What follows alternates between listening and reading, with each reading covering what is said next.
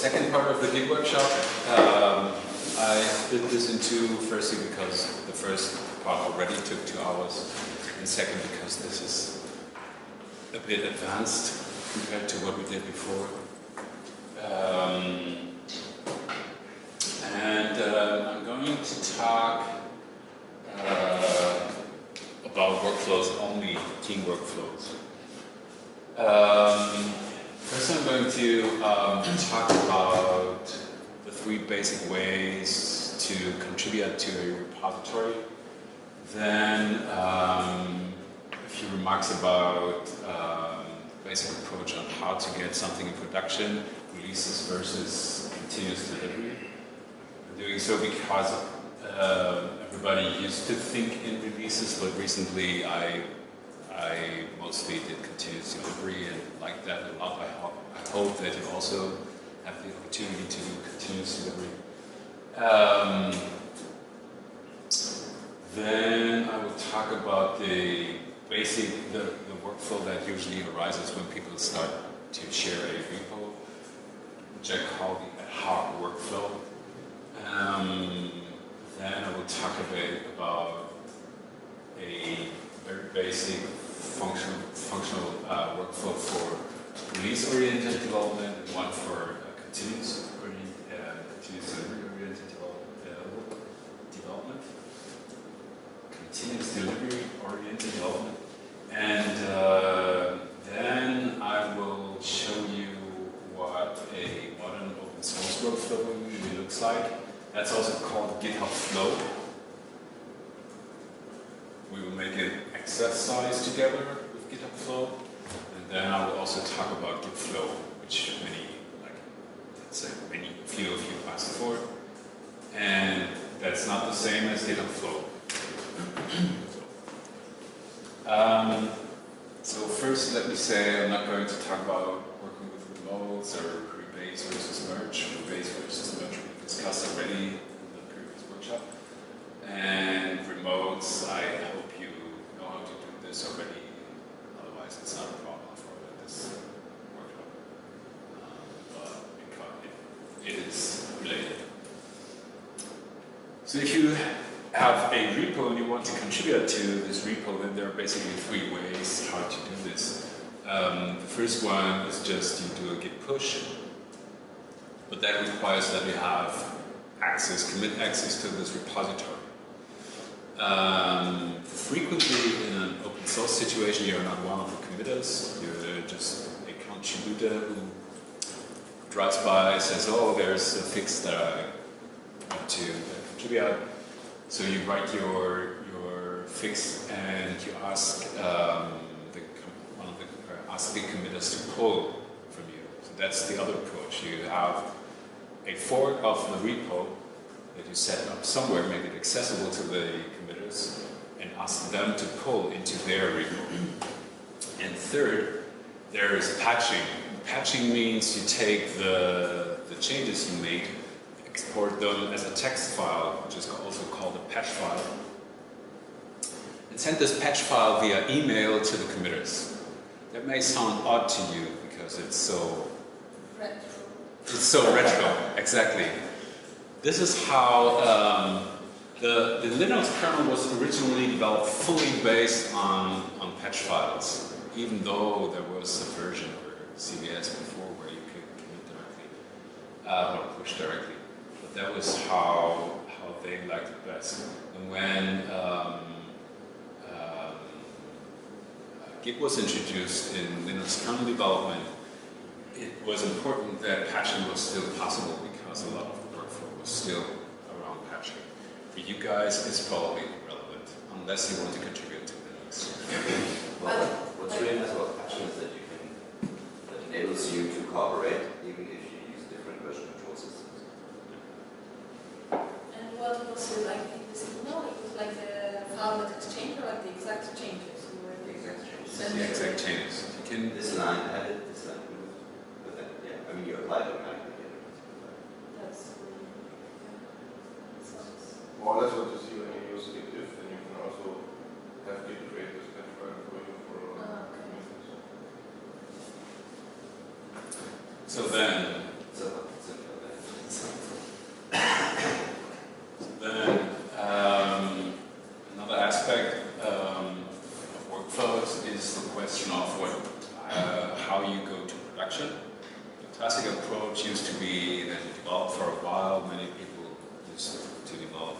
6 months, 12 months, then stabilize their software, their source code, until they're ready to do a release.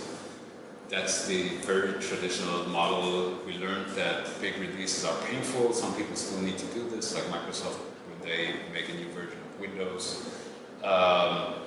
In certain areas it's still necessary, such as for mobile development, where you cannot afford to release every day or several times a day, because you have to go through a lengthy review process.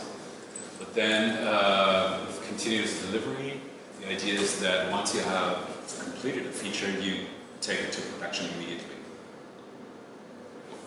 Which of course requires that there are a good quality mechanism in place, such as automated tests. You can't afford to do this without automated testing. But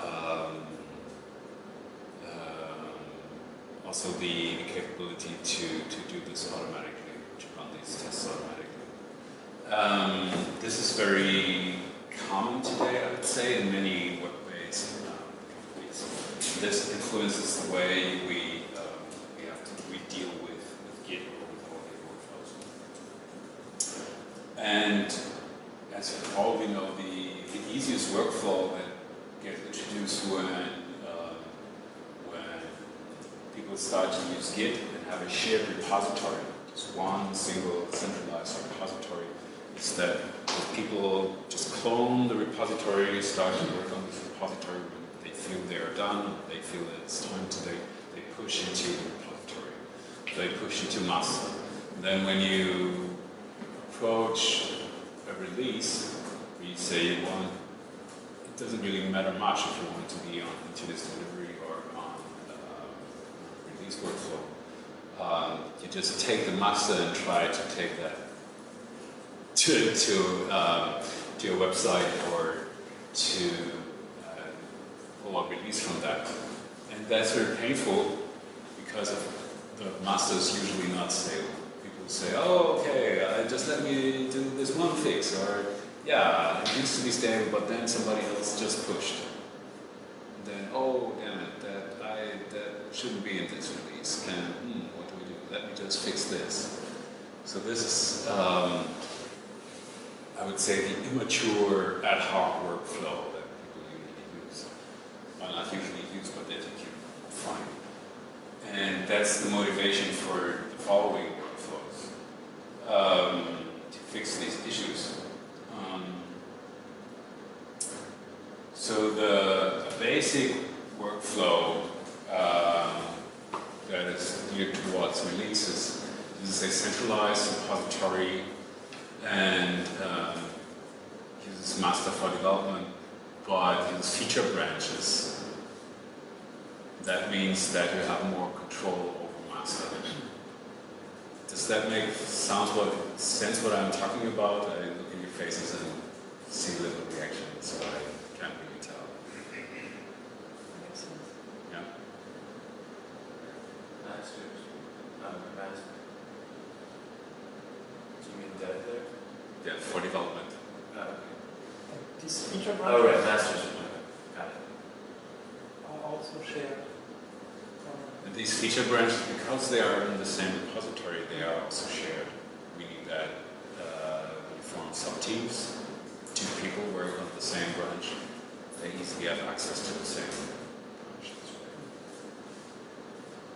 And then at some point you say, oh, I want to make a release, stop pushing features into the master, because people use feature branches, it's not such a problem. And then you say, okay, I tag this release, and once you're done, you say, tag this release and ship it. And then you have to do bug fixes for a version that you shipped already. For an older release, you can do that in a branch. That's one thing that, so I've been trying to think in this way when I'm dealing with my interview pro. But there's something, or it gets confusing, or I mean, if I'm trying to be consistent or something, it becomes confusing because it seems like there are changes you make that for the feature that affect everything. I don't know how to, or like while you're working on a feature, you're changing some, another feature. You know what I mean? Okay, Like, not really, no. You find that you break one feature by working on another. That hasn't actually happened yet, but I feel like I'm making changes that are more global. Yeah. And I wouldn't know how to think about that. Or I don't know. So all this comes together with other aspects. The Git workflows are part of a bigger solution. And for what you describe, the answer usually is that you need automated tests. I would say that again? Automated tests. Automated tests To catch this stuff later. Yes. The problem is that you later or while you are working on the second feature. The one reason why you want an automated test suite is that when you work on one feature, it's not uncommon to break another feature that you work on. Okay. That's not uncommon. That's a big motivation. So does master end up looking like, feature branch, whatever, feature branch committed, merged, and then like fixes to make it work again or something? If there's You mean to make master stable again after some features been added that break. okay. Okay, so in a team situation, you would, assuming you have an automated test suite, and with each new feature, you also build the automated tests that test the feature. You would build your features in a feature branch, including the tests. And before you merge the feature branch, you run the automated tests. And only if the automated tests are green, you merge into master. Meaning That's you already know it's stable. Again? You already know that once you commit that Yes, it'll still be stable. that's the idea. This way you make sure that while you're building something with your hands in front of you, you're not tearing something down with your Right. behind. Right. Doing so. And what we discussed last time, you could also, before you merge in one direction, merge in the other, so you could merge master into your feature branch to get the changes that happen while you were writing the feature. And then you can see whether your stuff Still working, yeah. Then in what case would you commit to the master using this? What would I put? When would you ever commit directly to the master? What In would this I? workflow? When or When. would you? So you say you're done with your feature. The latest at that point you would merge from master into your feature branch, and then you would run an automated test suite. And if that is green, then you can merge into master. The question was like to that directly to master.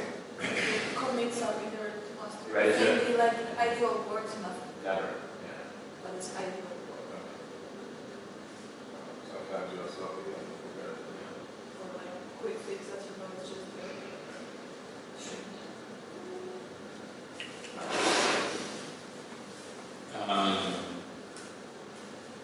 So that's a basic workflow where I think that's very common in these startups.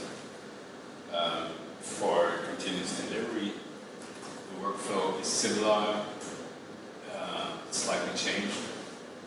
The idea for continuous delivery is that you don't have releases, you deploy individual features.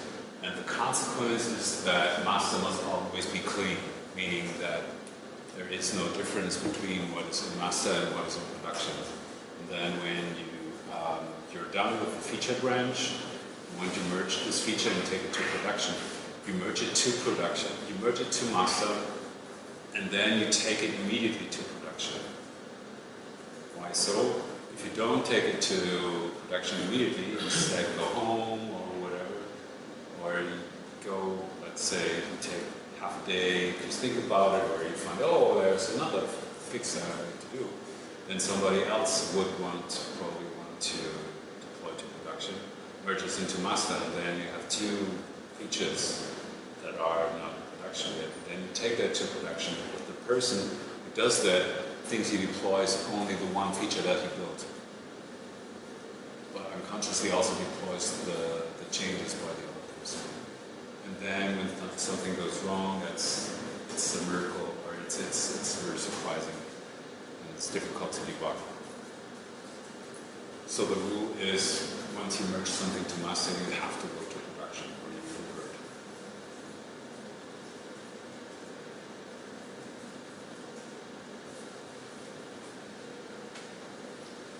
Does anybody of you work with CD?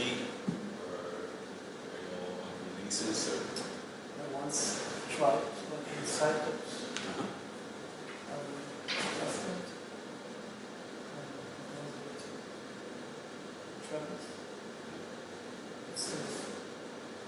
But just for a project to learn about it. But that's continuous integration.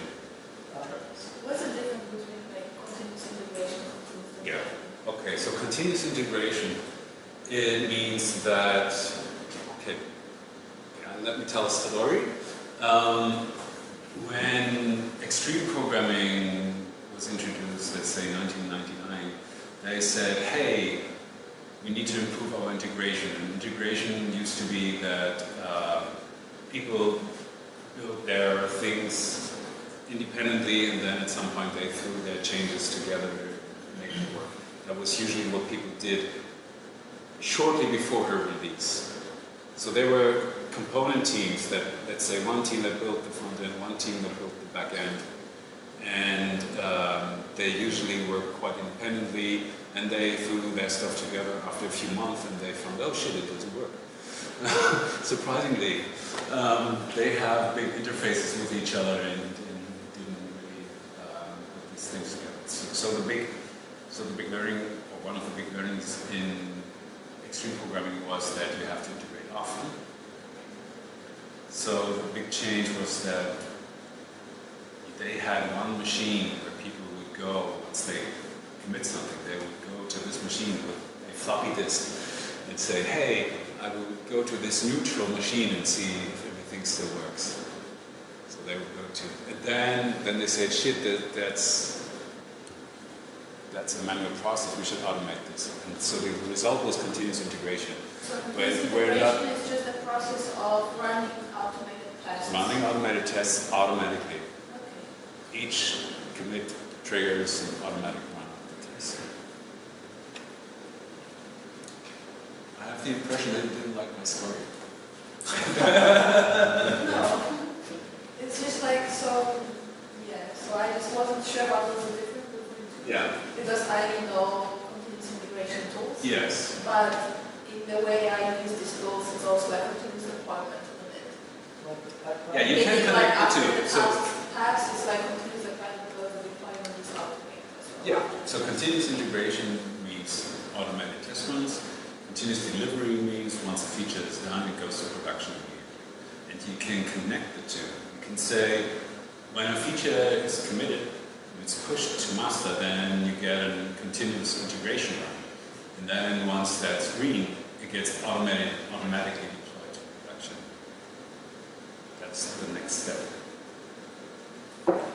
after continuous delivery. And what are like tools for continuous delivery? Tools. How is it done in real life? So what continuous delivery requires that you can deploy in an automatic fashion. It means that you do not log in on your website and do a git pull, blah blah blah, whatever. You just have one command and that does it. Like Capistrano does, for example. So Capistrano, I would say, is, do you know Capistrano? No, okay. So Capistrano automates your deployment in the sense that you trigger one command on the shell in your local bash. You say cap deploy, and Capistrano has a recipe, a description on how a deployment is supposed to happen. What it does is it logs into your service via SSH, does a git pull, copies the source code, runs the database migrations, does the asset pipeline, pre-compilation steps, whatever, with Rails, and whatever is required, and then triggers a web server restarts so that the web server picks up the new version. And it's run while making directory on the master branch, or it's like You can tell Capistrano which branch to run. or like For a continuous delivery approach, you would usually use master. so at first everything is in the master, then everything what happens to master. Yeah. So when you do this, then I have the impression that this is I'm so used to this stuff that I forget to mention all these details. Like I assume that everybody knows what Capistrano is or similar to it. So yeah, something else that Capistrano also does is when a deployment fails, that it rolls back automatically. How is it different? sorry. Yeah. How is it different from just like having a bunch of alias objects like on your console when you put like deploy and then it does like pushes it there, runs the migrations? So it's different in that it automates everything. When you do this with some aliases locally, then well, first you can't do this locally. You have to log into the server, right? Well, it depends where you deploy. Well, you want to deploy on the server on your local machine because we're talking about going to production. What about You're- deploying to Heroku, for example? Yeah. That's an automated deployment already. It's an Okay, alternative. so like when It's an doing like alternative pushing to to Heroku is Capistrano. already. Okay. When you push to Heroku, then on the Heroku side there is a hook that says, oh, somebody pushed, and I'm going to go through all these deployment steps, such as asset preparation. That's all. You can also see that if you do a Heroku git push Heroku master, and you watch the output in the console, you will see that it goes through several steps that have nothing to do with Git as a consequence of this. And so yeah, difference. Of course, you don't want to do this locally. You would have to log in via SSH on the server, and then you would have to say, oh, git pull, demigrate, recompile assets, restart the web server. And usually it's something that usually people do it slightly differently, and you have deployments that are unreliable and take time. Then imagine you have a cluster of 16 machines and on. Takes more time. Okay. So as I said, for continuous delivery, or continuous deployment, you want to have a clean master always. Once you merge the master, you deploy immediately. So, next level.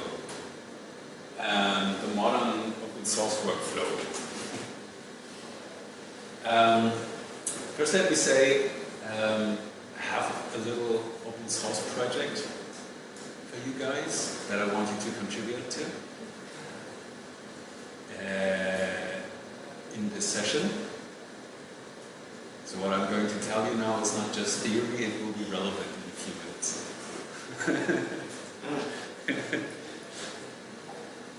So, what many open source projects do on GitHub is they have one central repository where they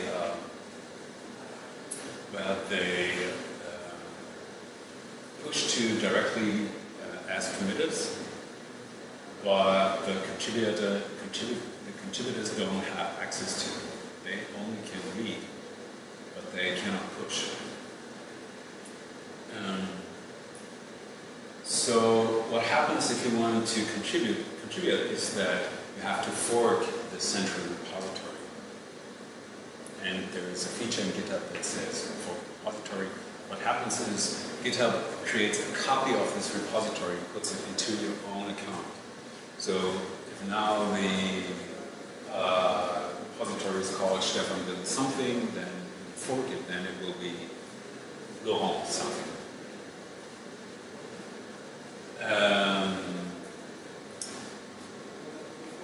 Then what you do is you build your changes locally, and then you push to your GitHub account.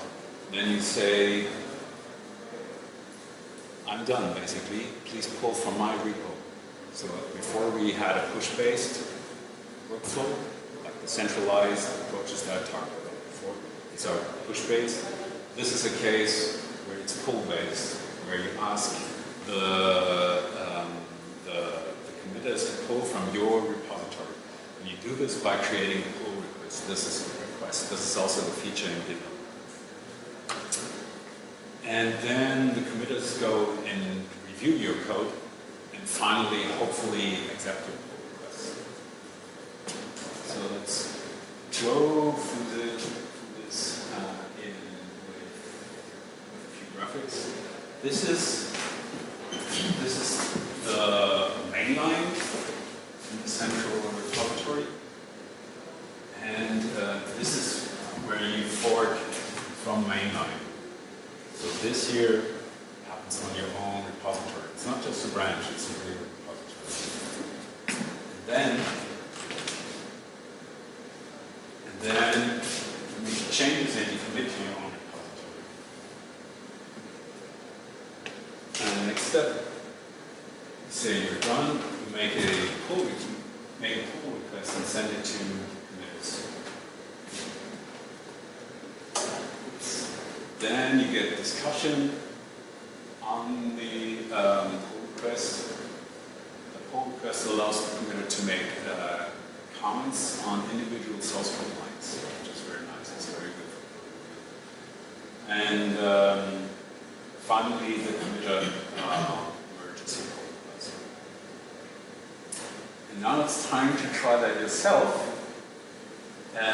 On my open source project called FlexBus. If you wonder who these guys are, do you know? No. This is Chris Wayne's draft. I hope I pronounced it correctly. This is Tom Preston Run, and the guys are the founders of GitHub. I got shifted talks by this guy. Pretty cool guy. Quite impressive. So please form 3 teams of 2. Preferably each team has one person that has GitHub experience. So this open source project, as you can see, it has a long and very nice review. It's a wonderful project. Demonstrate.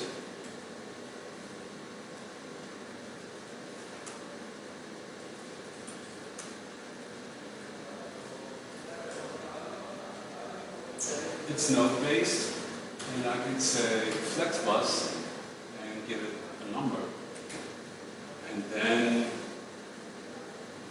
it will print the numbers from 1 to 10. And when the number is dividable by 3, it will say fizz. If it's divisible by 5, then it will say buzz. And if it's divisible by 3 and 5, it will say fizzbuzz. And sounds familiar, maybe? So it's a re-implementation of fizzbuzz. The great thing about FlexBus is that you can say that the original fizzbuzz only goes from 1 to 100. This is more flexible. You can say to which number it should go. That's why I call it FlexBus. So, but FlexBus has 3 problems. That's why we have 3 teams. And I want you to fix the problems. And the first problem is that when I check the README, it says, run this with Node.js, FlexBus, JS limit. And all the people, the hundreds of people who tried FlexBus say, oh, this doesn't work. So the problem is that we should call this with Node and not Node.js. So I need somebody to fix the README. You guys will Sure, we'll fix the. Oh, sorry, I already did that. You did that already.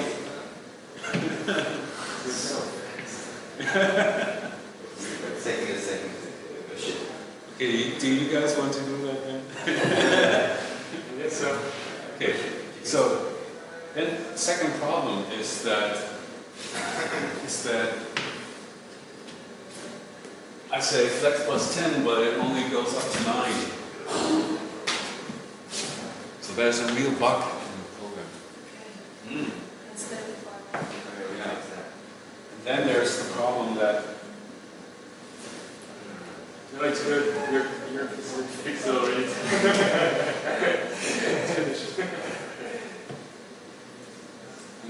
then there's the problem that when I get to 15, I should get fizz bus, but it says only fizz.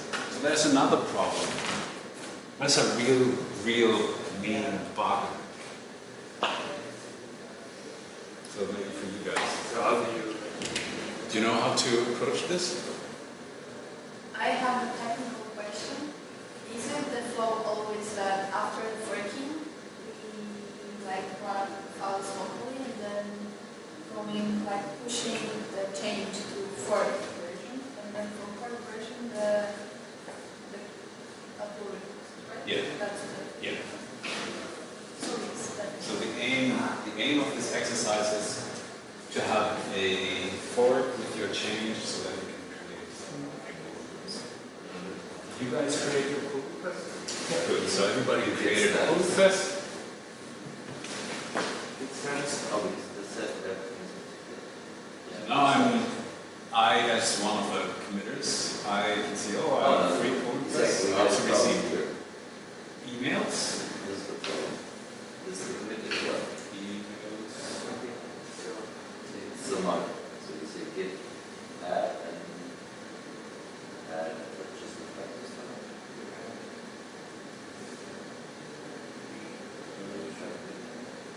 So I get emails on pull requests. Wait, no. This is the first one, which says, Try to pull use request different reviewed here.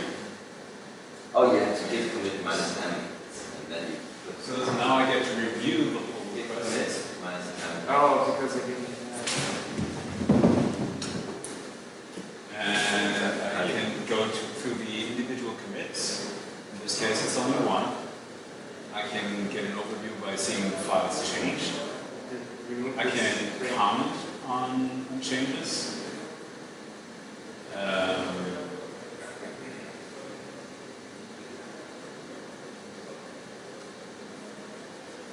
Like so, it's a catch.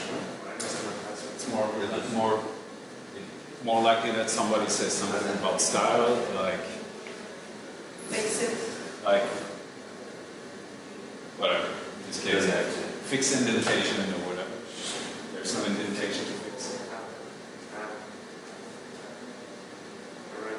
And then maybe you get back and forth because somebody says, no, it's good, but you need to fix this, and then you can still change your branch, you can still push to your branch.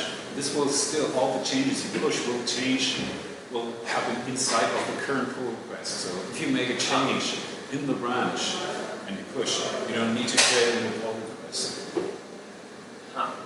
pull request points to a branch and not to a commit. It's a, The pull request yeah, points it's to a per branch. branch, yeah. So, the pull request is a branch, is that what you mean? No, it's not a branch. No, it says it's a request to me to pull from your branch. And if you would add now like something else to the same branch and push it, it would automatically gather here. So if you Ah, just then like you have add to the comment, provide like the calls like yeah, thanks or whatever, it will like appear here as a second comment. Try With it. the permission of, Check. can we try that? I didn't listen. What was it? Like, say there's a problem. Okay. You want to comment on the Yeah. version. If it says nothing different, let's say, Yeah, okay, so you have to git push and then add white space is for the alternator and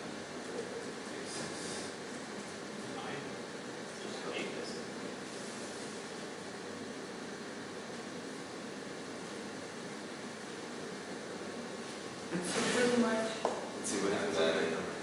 Oh, we have the remote thing, see if it's origin. So git push origin. it's better to like convert because now it's better. Where do we go? okay. You have to go to the original project. So I'm going to look at your pull request. It depends on your notification, but in case you do that, you might want to receive it. So I look here.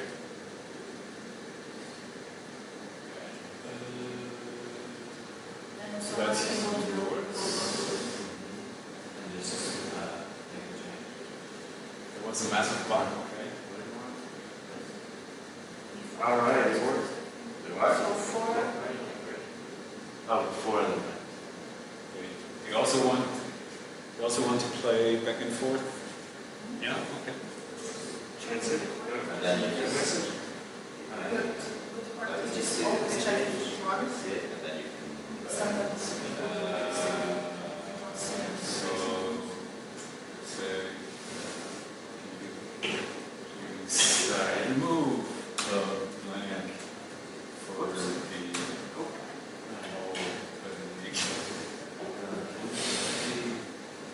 since this, I don't know how to pluralize parentheses. it's correct. Current? It's correct? Good. Then you have a autocorrect. Spell check and drop. That's it. This is You should also have received an email. No.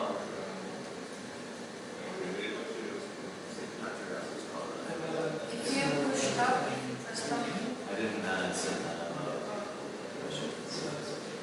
It's just You don't have an error.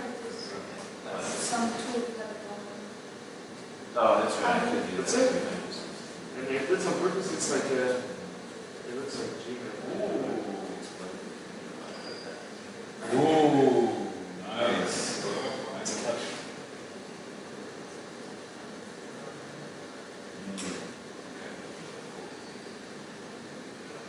So, this server needs to change.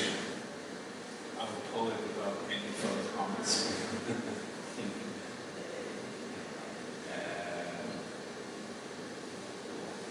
Organization.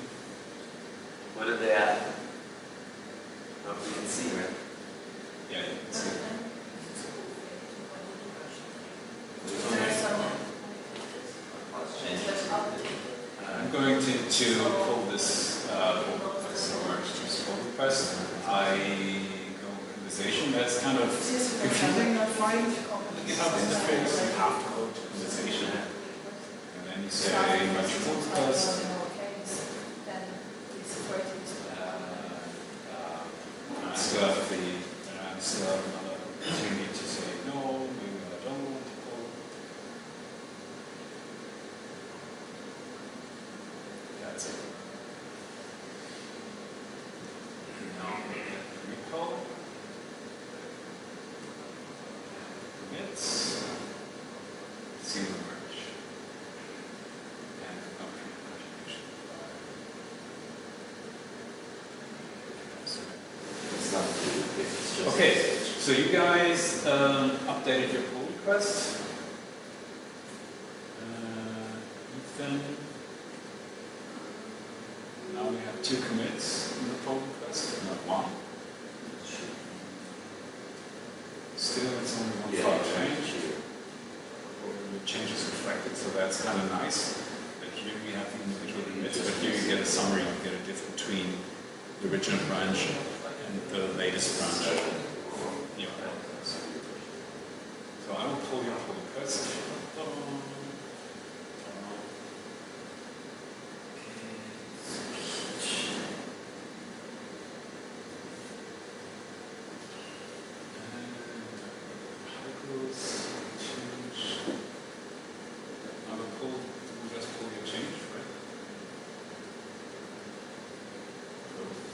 That's also interesting.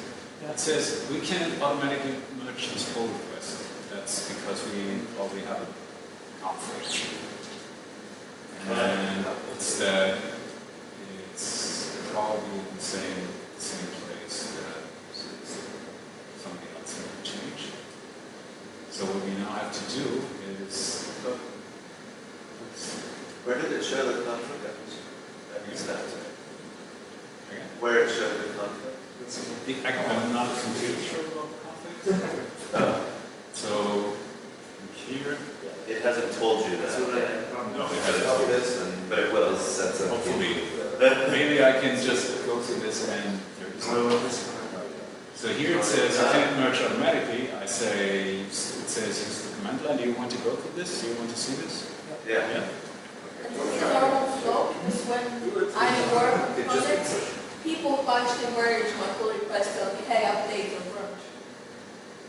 They take what?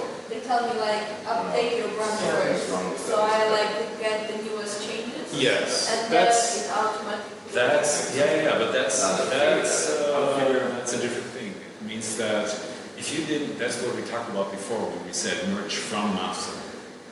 So if you don't merge from master, then the difference between master and your changes is bigger, and that means more merges for the committer.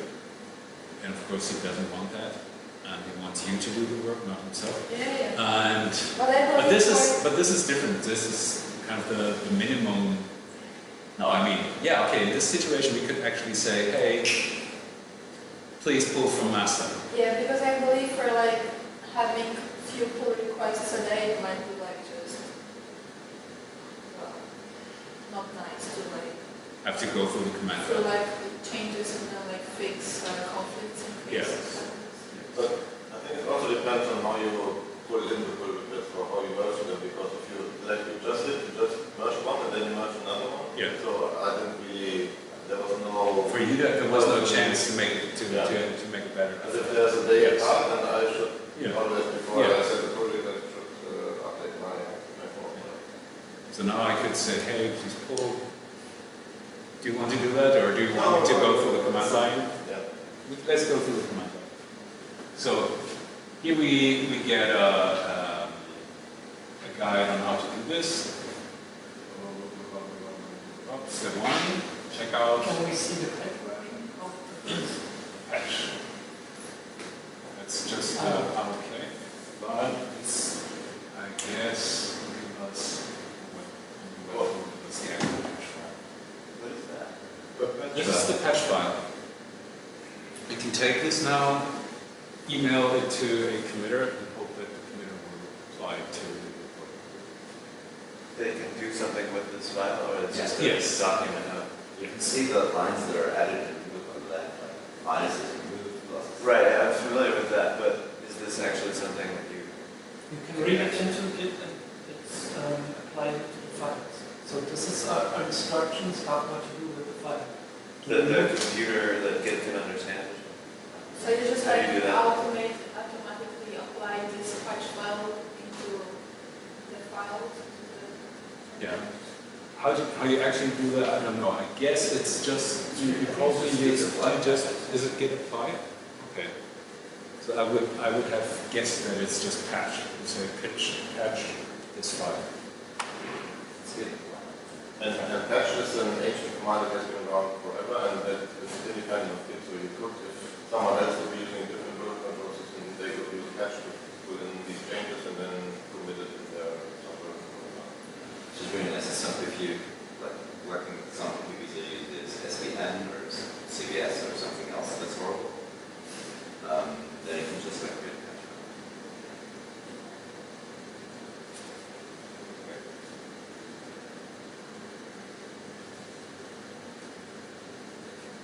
So first step, checkout.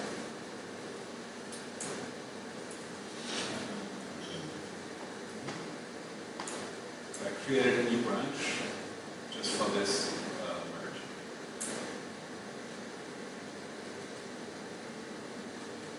That's just updating your master? That's Just making sure you're correct. Is that the idea?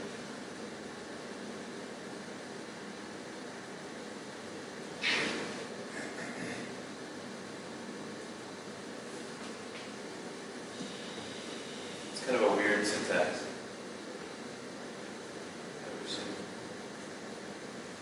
Yeah, I think this means that I pull from this repo the master branch. So I pull a remote, I pull a remote branch into this branch. Right. Makes sense? No. No. You Okay. could also have the remote first. Like you have origin, that's sort of the default remote, you would have a remote that's called hypos or whatever. And then like use the symbolic name, and you say the full name of the remote and then name of the branch. And here you just don't need to. Oh, I see. Okay. You actually don't need the master in the first checkout. I think it's just the origin branch that you're working on. Yes. Okay, just make sure that I'm on master. Right. That if I'm not on master, that I Yeah, actually branch from master. sorry. Yeah, it's just my. So it's done. So now it shows. And that's how you commit and push your code without even running it first.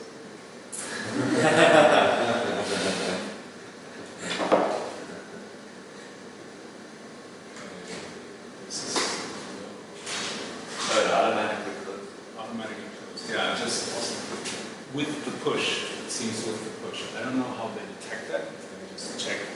Oh, there's a correlation between the commits in the branch and the pull request. The commits are the same. They can still like Yeah. check the commit hashes are unique. So it's Yeah. So, did I merge all of them? There's one still left. What's that? That's the funky pull request.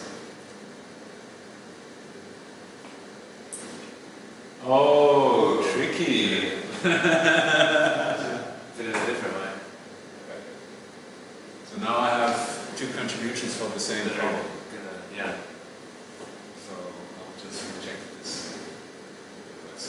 Can I do this? Yes.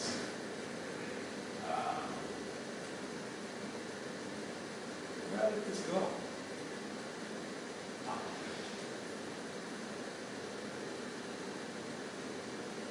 So,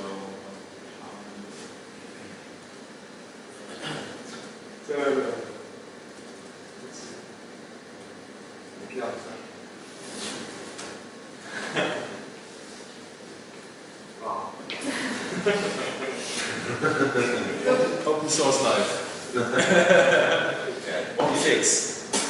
I mean, the normal GitHub workflow is you submit a pull request and then you wait 2 months. The usual one. And then you ask the guys, hey, what about my pull request? Yeah, oh, it was in the wrong branch. That's okay. Or can you rebase, please?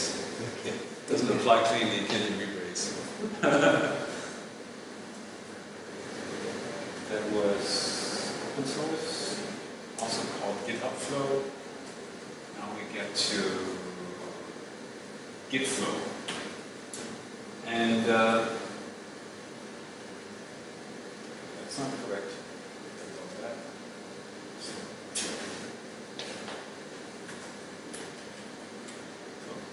Anyway, so Git Flow is something that you will see often when you Google for Git workflows. It's a set of workflows that was published by one guy, and it seems to be quite influential now. Git Flow is kind of I forgot the English word. It goes kind of hand in hand with GitHub Flow. You can combine the two, just as you combine many things that we saw before. It's kind of a pick and match.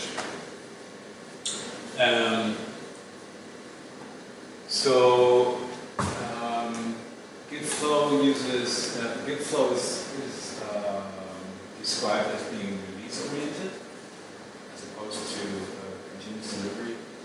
It does not have one central repo. It has multiple repos. Which is there is one central repo for creating releases. It's kind of the single source of truth. But developers have their own forks, just as we did it with the GitHub Flow in our open source exercise. And subteams form through pulling from peers. So you have your own fork, you had your own fork. If you guys decided to work together, you would pull from each other. You don't form a feature branch on the central repo. Instead, you pull directly from peers. That's also in this picture. And the central repo has two main branches, which are called master and develop. The master branch is always clean, it's always on the current production state. And there is the second branch called develop, which is used to build the next release. So once a feature is ready, once a feature branch is ready, the feature branch gets merged into develop. And once we approach a release, we say we stabilize develop, and then once we're done, once we release, we merge that into master. That's the basic idea.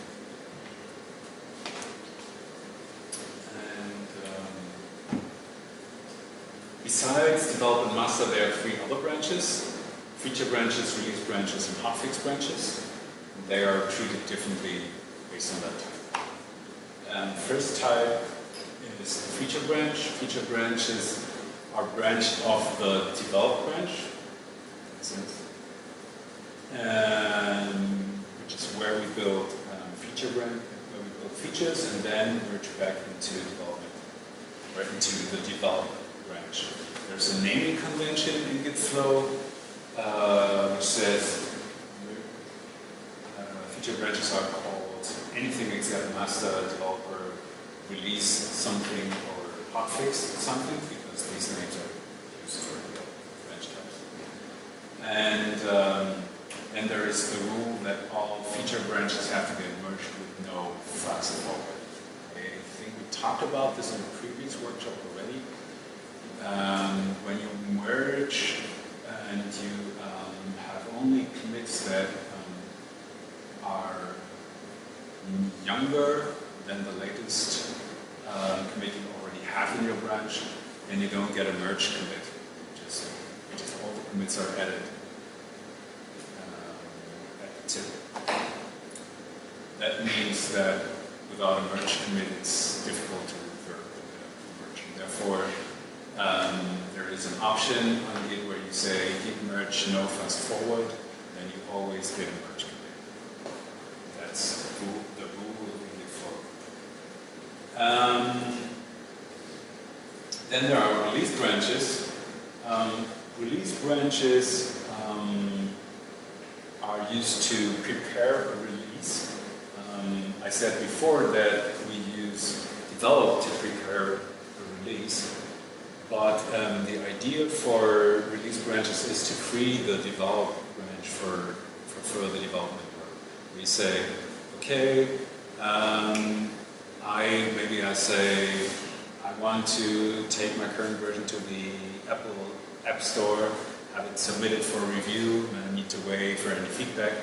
At the same time, I want to continue development. I don't want to stall my developers. So I pull a release branch and apply necessary fixes that result from feedback from Apple on the release branch.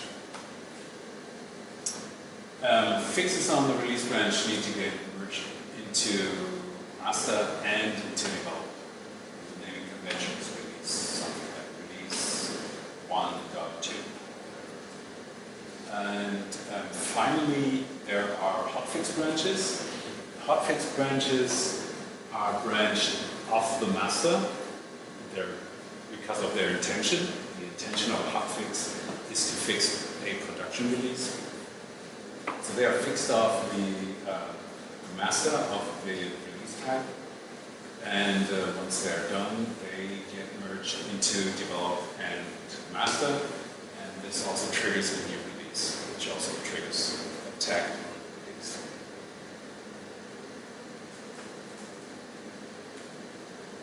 That's it. When do you delete branches, even the more basic? Yeah, usually I let them pile up, and at some point I said, oh, maybe I should clean up my branches, and then I go for them again. Okay. Thank you. Thank you.